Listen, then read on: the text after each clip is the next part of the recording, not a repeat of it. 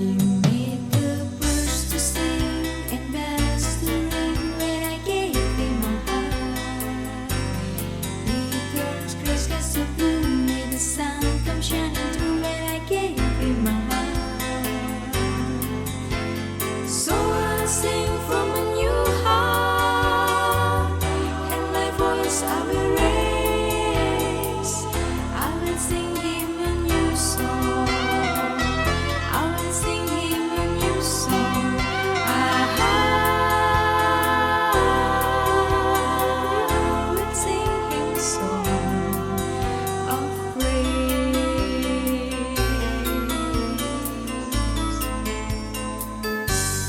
He brought hope back to me, set my soul free when I gave Him my heart. He gave words to a song to sing all day long when I gave Him my heart. So I'll sing from a new heart, and my voice I will raise. I will sing Him a new song. I will sing Him a new song. I will sing Him a song of praise, and I will praise Him, for He is worthy of praise. I will sing to Him in worship all through the day, and I will praise Him, for He is worthy of praise. Jesus, who is Lord of all, is worthy to be praised. And I will thank Him, for He is worthy of praise. I will sing to Him in worship all through the day, and I will thank Him, for He is worthy of praise. Jesus, who is Lord of all, is worthy to be praised. And I will praise you, for you are worthy of praise. I will sing to you in worship all through the day, and I will praise you, for you are worthy of praise. Jesus, you are Lord of all, and worthy to be praised. Worthy to be praised.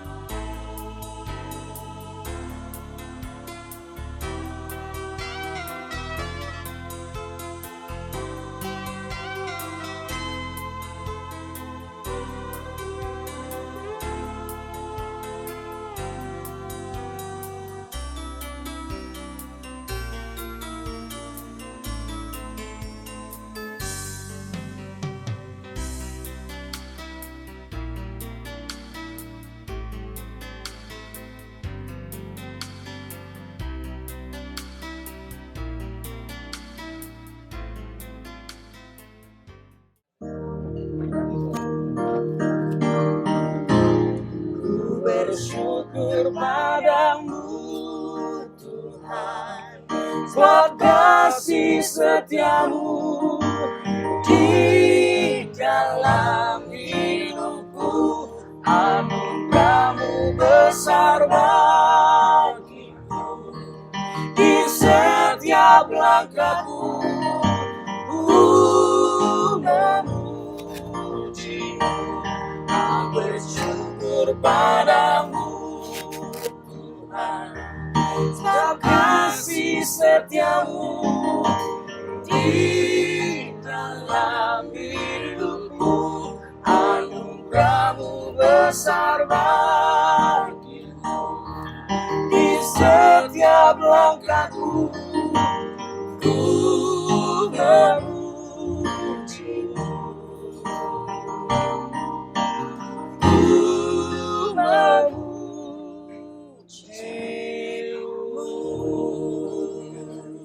Mantap.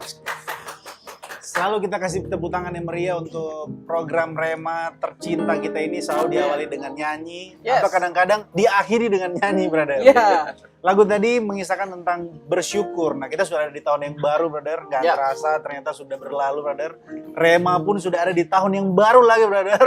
Di 2023. Setia brother. menemani setiap pemirsa di rumah. Yes. Kita masih bersama dengan Ibu Rita Wahyu Terkasih. Terima kasih, Bu, atas kesempatan bagi kami. Yang juga setia menemani kita. Nah, beliau ini lecture of Hebrew Study, Israel Bible Study ya, Bu ya. Terima kasih, Bu, atas kesempatannya bagi kami. Nah, tema Rema kali ini itu sangat menarik, yaitu kita mengawali tahun yang baru ini dengan pujian bersyukur. Tentu, brother, kita masih ada di satu tempat yang, wah, ini sih nggak bisa dikata-katakan lagi, brother. Ini tempat yang spesial. Kenapa? Asik. Tempatnya asik. Kenapa kita semangat, ceria, dan sukacita sekali membahas setiap topik yang ada? Karena kita selalu ada di tempat yang asik juga, brother. Nyaman. Di mana? Kasih tahu lu, Bang, di mana, Bang? Di mana? Tilu Gelis. Gelis. Karena udah setahun ya, Bang. Ya, Ini setelah kita Ada di Ciceruk. Cijeruk Bogor. Ini setelah kita ajar tadi, jangan Geulis ya, Bang. Gelis. Oke. Aduh, di sini enak sekali, makanannya enak, kemudian cemilannya juga enak, kopinya enak, juga ownernya di sini juga Suasananya baik. enak. Suasananya Oh ya, enak. ownernya juga baik. Hawanya Ownernya enak. di tempat ini luar Aduh, biasa. menemani kita. Jarang-jarang ada owner yang langsung menemani setiap pelanggan yang ada. Oke, brother. Ngomong, aduh. Mantap. Mantap. Nanti habis lagi, brother, kita. Itu dia ngomong makanya. promonya, Langsung brother. masuk ke poinnya. Iya, langsung masuk dia. Bu, jadi kita membahas tentang apa hari ini, Bu? Langsung Yes. saja Tentang tahun baru. tentang tahun baru. Ya. Apa yang menarik dari tahun baru, Bu, dalam kacamata kekristenan, Bu? Tahun Maupun baru dari- 1 Januari. Ya. Ada di dalam tulisan Bapak Gereja yaitu Hippolytus. Ada yang tahu Hippolytus? Wah, siapa itu, Bu? Hippolytus ini adalah Siapa, Bu, tadi? Hippolytus. Hippolytus. Ya. Oke. Hippolytus adalah murid dari Irenaeus. Irenaeus. Murid dari Polikarpus. Polikarpus Polikarpus. Polikarpus Yohanes. murid dari Rasul Yohanes. Oke. Jadi Siap. setidaknya dia adalah generasi 4 apostolik. Di dalam tulisannya dalam tahun 204 Masehi, dalam Commentary of Daniel, dia menuliskan dalam bahasa Yunani bahwa kelahiran Kristus di dalam daging, Allah di dalam daging inkarnasi, itu pro octo kalandon Januarion. Wapo Jadi- lagi itu, Bu. 8 hari Hmm. sebelum kalender Januari. Oh. Jadi kalender Januari ini adalah hari ke-8 dari kelahiran Kristus Yesus. Kalau kita membaca Lukas 2 ayat 21, dituliskan bahwa pada hari yang ke-8 Ke-8. setelah kelahirannya, Tuhan Yesus disunat. Sunat. Nah, ini menandakan bahwa memang Allah yang inkarnasi itu lahir di antara orang-orang Yahudi dan mengikuti tatanan dari adat istiadat orang Yahudi yang dimana seluruh anak laki-laki itu disunat pada hari yang ke-8. Jadi kalau hari ini kita merayakan tahun baru, berarti sekaligus kita juga merayakan hari penyunatan Kristus. Wow. Dan yang menarik, kalau kita hitung mundur, 8 hari sebelum tanggal 1 Januari, tanggal berapa yo? 8 hari. 25. 25 Desember. Memang abang ini kalau hitung-hitungan, Wah. brother. Iya. Cepet dia ya. Ya, abang ini Apalagi kalau kali-kali itu-itu. jago, Ah. tambah-tambah jago, Ah. bagi-bagi yang kurang. Jadi kalau dihitung ke belakang, 8 Yes. hari setelah Tuhan Yesus lahir, Iya. tanggal 25. Tanggal 25. Jadi 25 Desember itu bukan reka-rekaan pagan atau gereja yang Wow. setelahnya atau bahkan terpengaruh dengan pagan, tetapi ada di dalam tulisan dari Bapak Gereja Hippolytus, yang mana Yesus Kristus itu lahir 8 hari sebelum kalender Januari, dan 1 Januari itu menjadi satu tanda bagi kita bahwa itu adalah hari penyunatannya. Aduh, jadi ternyata meaningnya itu Dalam. sangat dalam ya Bu ya. Ya. Bukan sekedar ya kita merayakan tahun baru dengan Yes. resolusi baru, dengan Ya. target baru. Ternyata ada nilai teologisnya Ya. Bu di tanggal Dan 1 ada yang Februari. menarik, kalau kita melihat bahwa dari secara perhitungan kronologis kalender Romawi, Yesus Kristus itu lahir 25 Desember tahun 5 sebelum Masehi. Ya, dan itu menjadi penanda dari tahun Masehi. Dan kalau dihitung dengan kita konversikan dengan kalender Yahudi, itu muncul tanggal 25 Kislev tahun 3757 kalender Yahudi. Dan itu jatuh pada tanggal 25 Kislev. Nah, tanggal 25 Kislev dalam tradisinya orang Yahudi, dia adalah masuk pada hari raya Hanukkah. Jadi ini semua secara tradisi Yahudi itu bisa dihitung kembali, dan Yesus betul-betul orang Yahudi yang disunat pada hari ke-8, dan kebetulan hari ke-8-nya itu bertepatan dengan tanggal 1 Januari kalender Romawi. Jadi kalau kita merayakan tahun baru sekaligus mensyukuri bahwa Yesus Kristus adalah anak domba yang dari Allah yang memang lahir untuk menghapus dosa-dosa manusia. Ada dari brother. Ini kita sih tercengang-cengang. Mau bertanya-tanya. Ya, Ya. sebenarnya Udah bingung kita. iya sebenarnya gini. Dalam banget loh. Bu Rita ini kan ya jarang-jarang ya kan Ya. bersama dengan kita. Jadi kalau sampai beliau ada waktu untuk gabung di Itu Rema, luar ya biasa ya. ini kesempatan yang luar biasa untuk kita menggali-gali Makanya kita Ya. nggak usah ngomong lah, brother. informasi Biar ibu aja. sebanyak-banyaknya supaya memang kita juga bisa melihat kekerasan itu dari berbagai macam angle, brother. Ya. Nah, ini kan angle yang dibagikan sama Ibu Rita ini kan very unique.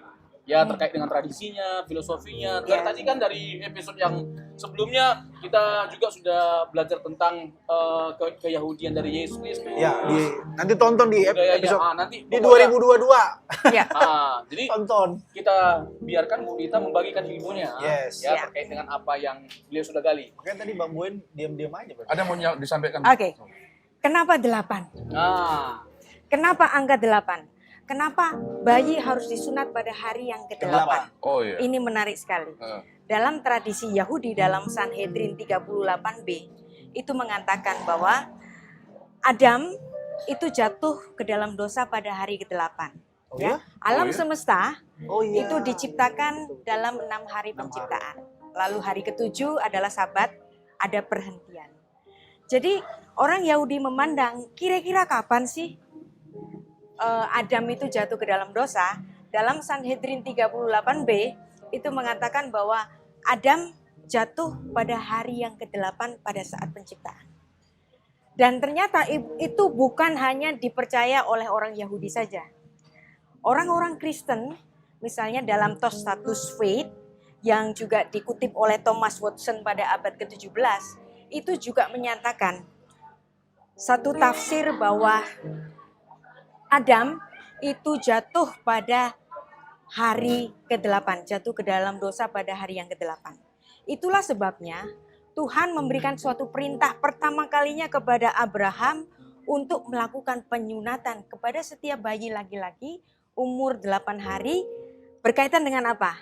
Jatuhnya Adam pada hari yang ke-8 yang bukan hanya dipercaya oleh orang Yahudi saja, tetapi juga orang Kristen pun memandang demikian, hari ke-8. Nah, Anda tahu pada saat Yesus disalib, Yesus disalib itu bangkitnya pada hari apa? Yesus Minggu. Hari Minggu. wah keren. Bang Boen memang. Oke, mantap Udah ya. lama kita berteman sama Bang Boen. Bahasa Indonesia itu mirip dengan bahasa Arab. Kenapa? Karena memang banyak serapan dalam bahasa Arab yang dimana bahasa Arab itu mengambil dari bahasa Ibrani. Hari Minggu, Yom Echad, Ahad, hari Ahad. Oh, iya. Hari Senin, Yom Sheni, hari Senin. Hari Selasa, Yom Shelishi, hari Selasa. Terus hari Rabu, Yom Revi'i, bahasa Ibrani, hari Rabu. Hari Kamis Yom Khamishi, hari Kamis. Hari Jumat. Nah, ini kenapa Jumat itu adalah hari jemaat, hari di mana jemaat itu berkumpul.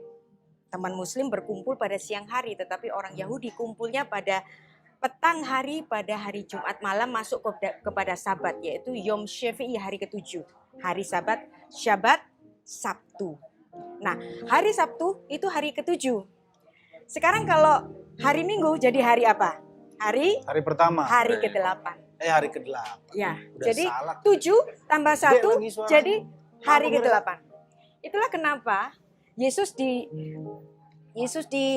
disunat pada hari ke-8 dan dia betul-betul mati untuk menghapus dosa kita dengan darahnya, dan kemudian dia bangkit pun pada hari 7 plus 1 yang kita sebut sebagai hari ke-8, yaitu hari Minggu, hari kemenangannya.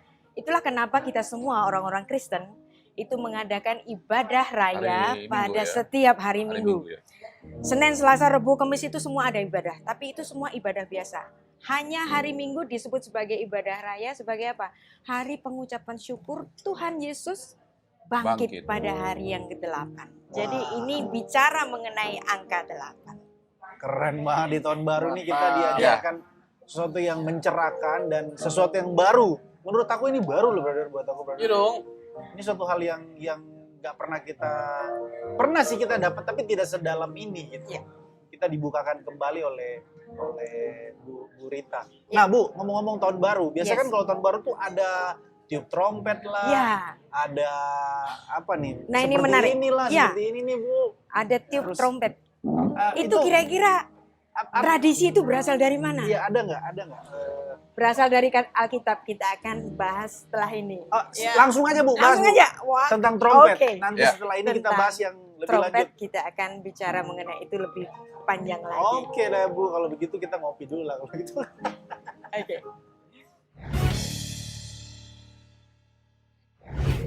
Nah, Bu, lanjutin yang tadi terkait Iya. dengan trompet, Bu. Terkait Itu- dengan trompet. Itu tradisi Eropa. Tradisi kah? Yahudi. Itu tradisi Yahudi ya, Bu? Yes. Mereka meniup shofar pada setiap tahun baru. Oke. Nah, tahun barunya orang Yahudi disebut dengan Rosh Hashanah. Orang Yahudi memperingati hari Rosh Hashanah itu dengan pembacaan dua pasal dalam kitab Kejadian. Yang pertama adalah Kejadian pasal 21, dan kemudian yang kedua mereka membaca Kejadian pasal 22. Dan dua pasal ini merupakan ujian dari Tuhan kepada Abraham. Dan Abraham ini dua-duanya lulus. Pertama, ketika yang ditulis dalam Kejadian pasal 21, Tuhan menyuruh Abraham untuk mengusir Ismail. Dan itu merupakan ujian berat bagi Abraham. Anda tahu, Ismail lahir pada masa tuanya Abraham, dan sepanjang 12 tahun dia memandang bahwa ini anakku. Tapi tiba-tiba menuju ke tahun ke-13, Tuhan memberikan bagi Abraham anak yang lain. Dan itu juga disyukuri oleh Abraham. Dan Abraham merasa di sini aku memiliki 2 putra. Tapi apa yang terjadi? Tuhan memberikan satu ujian kepada Abraham untuk mengusir anaknya yang sulung itu, yaitu Ismail. Saat itu Abraham gusar sekali dengan kemarahan Sarah untuk mengusir Ismail. Tapi apa yang Tuhan katakan kepada Abraham? Turutilah permintaan dari istrimu itu. Barulah kemudian Abraham menuruti permintaan dari Sarah ini, dan kemudian dia menyuruh Hagar dan Ismail itu pergi. Nah, dari sini Abraham telah lulus dari ujian yang pertama dari Tuhan. Lalu kemudian pada Kejadian pasal 22, Tuhan memberikan satu ujian yang lebih dahsyat lagi dan lebih berat lagi. Abraham memiliki 2 putra. Sekarang putranya yang ada di rumahnya tinggal 1. Tapi apa yang terjadi? Apa yang diminta oleh Tuhan kepada Abraham? Ambillah anakmu yang tunggal itu. Kenapa tunggal? Karena memang tinggal 1. Ya, karena yang 1 sudah disuruh pergi. Anakmu yang tunggal itu, yaitu Ishak. namanya disebutkan secara jelas yaitu Ishak. Lalu kemudian persembahkanlah kepadaku di nanti ada gunung yang kutunjukkan kepadamu, yang gunung itu perjalanannya sekitar 3 hari. Dan pegunungan itu namanya Gunung Moria. Apa yang terjadi di situ? Ishak tidak tahu bahwa dia nanti yang akan dipersembahkan. Abraham dengan sedih hatinya dia harus memberikan anaknya yang tinggal satu itu. Anaknya yang tinggal satu itu yang sangat dikasihinya harus dibunuh dan diberikan sebagai persembahan kepada Tuhan. Nah, apakah ini sekedar ujian? Ini bukan sekedar ujian. Oh ya? Ini adalah satu tipologi yang diberikan oleh Tuhan. Bahwa memang sedianya Tuhan memang meminta kematian dari putra Abraham. Tetapi Abraham dengan rela memberikannya.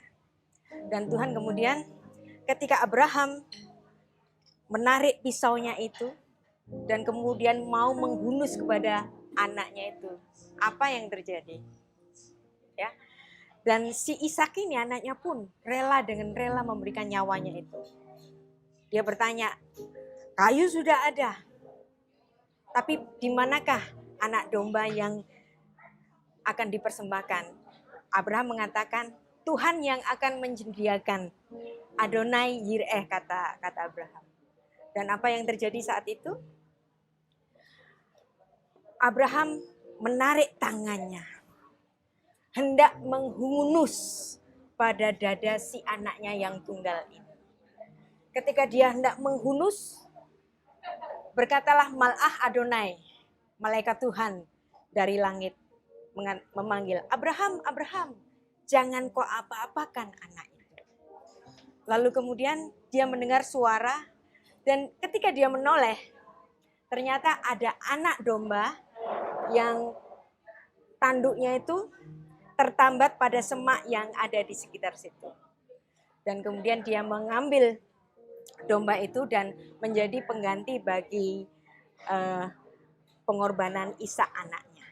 Nah, dari kisah ini, orang-orang Yahudi yang memang membaca Kejadian pasal 21 dan Kejadian pasal 22, yang mana ada anak domba yang dari Allah, tanduknya itu tertambat pada semak.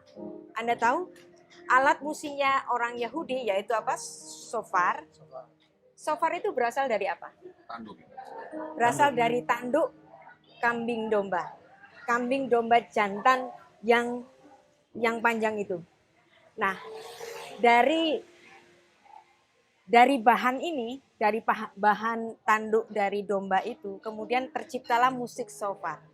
Itulah sebabnya di setiap tahun baru orang-orang Yahudi di setiap Rosh Hashanah mereka meniup trompet untuk mensyukuri bahwa seharusnya manusia yang mati. Kita semua yang mati, tetapi Tuhan menyediakan anak domba yang dari Allah. Itulah sebabnya ketika betul-betul Tuhan Yesus itu lahir ke bumi, dia lahir sebagai seorang Yahudi dan ditulis di dalam Yohanes 1 ayat 29, Yohanes Pembaptis menunjuk langsung ke hidungnya Yesus. Inilah anak domba Allah yang menghapus dosa dunia. Yang ditunjukkan dengan suatu alegoris bahwa anak domba tanduknya tertambat dan tanduk itu menjadi satu alat musik dan dibunyikan pada setiap tahun baru. Jadi kalau kita sekarang memasuki tahun baru dan meniup trompet, kita mensyukuri anak domba yang dari Allah yang diberikan kepada manusia sebagai ganti kematian manusia itu. Wah. Keren banget ya. Jadi sebenarnya kekerasan itu syarat dengan makna juga, Bu ya. Yes. Nah, itu menarik sebenarnya Ya. kalau terkait dengan tindakan Abraham dalam mempersembahkan anaknya. Ternyata itu merujuk kepada Yesus Kristus yang akan dikorbankan. Ya, itu merupakan satu tipologi Tipologi. yang anti-type-nya digenapi pada perjanjian baru. Ya, pada diri Yesus. Yes. Ya, Yohanes 1 ayat 29 lah. Ya. 29, lihatlah anak domba Allah yang menghapus dosa dunia. Yes. Jadi ketika Abraham berkata, God himself will provide the sacrifice. Tuhan itu sendiri yang akan menyediakan. Yes. Hal itu benar-benar tergenapi ketika Yesus datang ke dunia dan dia mati untuk menebus setiap kita. Jadi setiap yang Yesus lakukan itu ternyata ada tindakan nubuatannya di dalam perjanjian lama. Ya. Itu menariknya, Bu. Ya, ada banyak sekali tipologi-tipologi yang ulang-ulang terus, dan semuanya itu merupakan satu gambaran yang nantinya akan digenapi pada kematian Kristus di Golgota. Ya. Ngeri. Jadi tidak ada sesuatu yang ujuk-ujuk tiba, Bu ya. Yang tiba-tiba ada. Mendadak ya ada. Tampaknya begini, nggak mungkin tiba-tiba Tuhan itu menyuruh seorang keluarga nabi yang saleh terjadi pembunuhan di situ.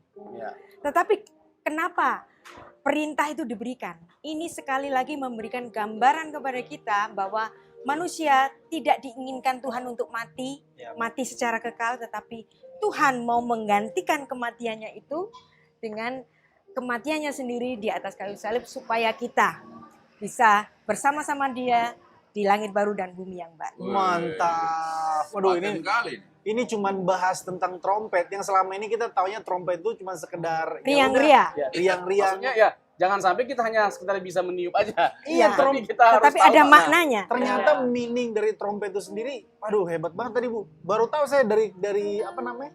Tanduk Tanduk kambing yang domba tertambat di itu ya. Semak-semak Dia punya belukar. meaning teologis ternyata Yes. trompet itu. Yes. Wah, ngeri banget nih. Ya. Mantap sekali penjelasan Ibu. Bu, tadi mungkin aku agak miss ya Oke. di segmen sebelumnya terkait dengan sunat hari ke-8 itu. Yes. Apakah meaningnya itu hanya sekedar sunat atau ada sifatnya rohani, sunat rohani? ada? Sifat rohani ya, sunat rohani ada. Ya. Ah, Jadi orang-orang yang percaya kepada Kristus dengan sendirinya dia telah disunat secara rohani. oh. Tetapi sunat itu sendiri sebenarnya merupakan suatu brit milah dalam bahasa Ibrani-nya yang artinya adalah perjanjian darah. Kenapa ada perjanjian darah? Karena di hari itu Adam berdosa dan di hari itu pula ada demonstrasi pengampunan dosa yang dimana Tuhan membunuh anak domba yang tidak berdosa yang kemudian kulitnya diambil sebagai pakaian bagi Adam, dan itu adalah demonstrasi pertama dari kematian tukar guling yang sudah Allah demonstrasikan di Taman Eden dan terus menerus diperagakan termasuk di dalam keluarga Abraham ini, yang dimana Abraham diminta mempersembahkan anaknya tetapi nggak jadi.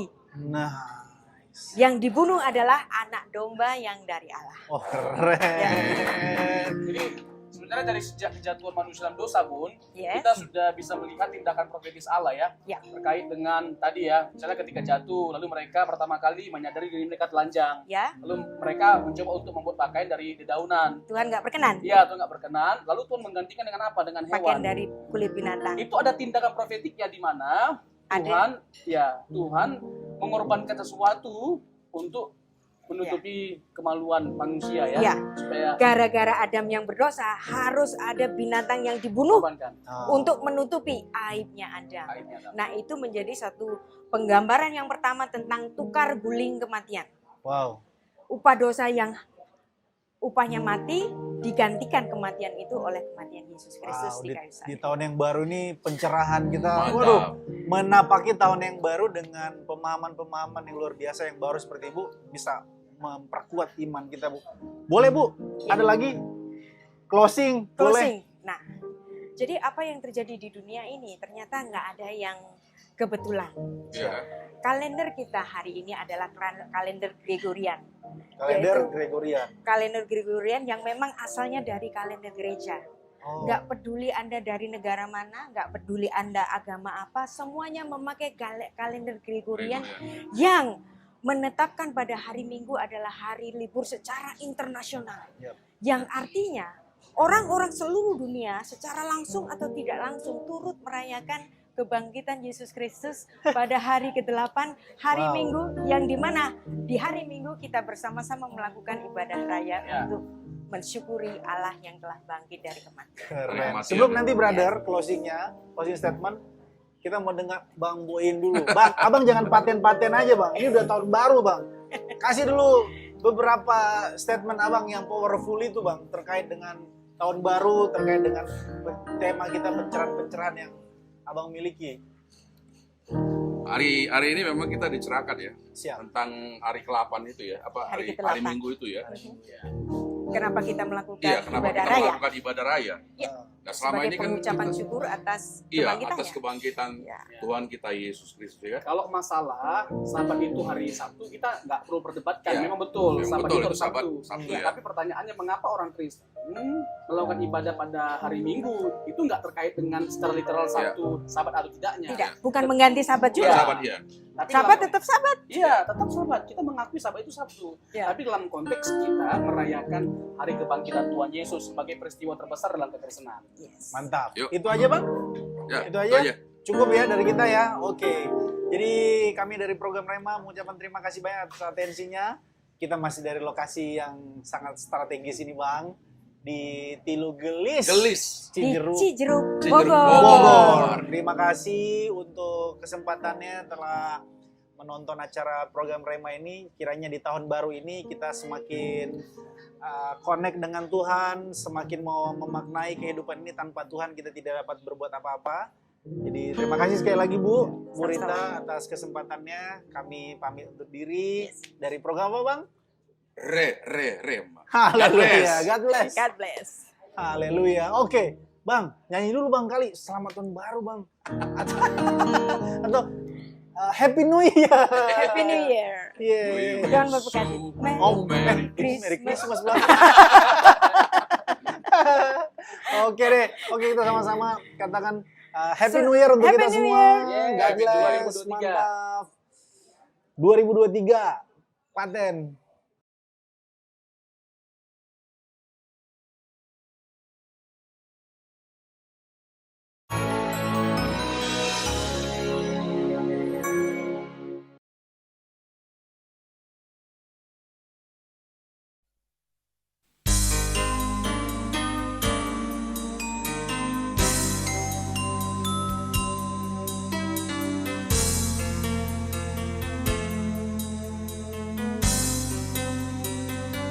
You made the birds to sing and bells to ring when I gave you my heart.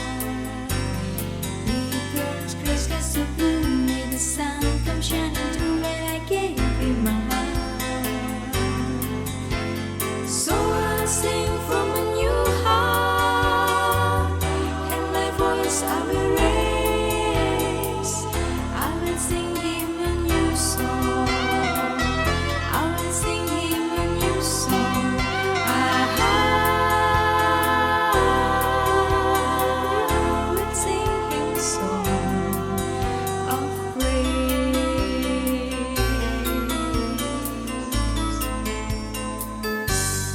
He brought hope back to me, set my soul free when I gave him my heart. He gave words to a song to sing all day long when I gave him my heart. So I'll sing from a new heart, and my voice I will raise. I will sing him a new song. I will sing him a new song. I will sing him a song of praise, and I will praise him, for he is worthy of praise. I will sing to him in worship all through the day, and I will praise him, for he is worthy of praise. Jesus, who is Lord of all, is worthy to be praised. And I will thank him, for he is worthy of praise. I will sing to him in worship all through the day, and I will thank him, for he is worthy of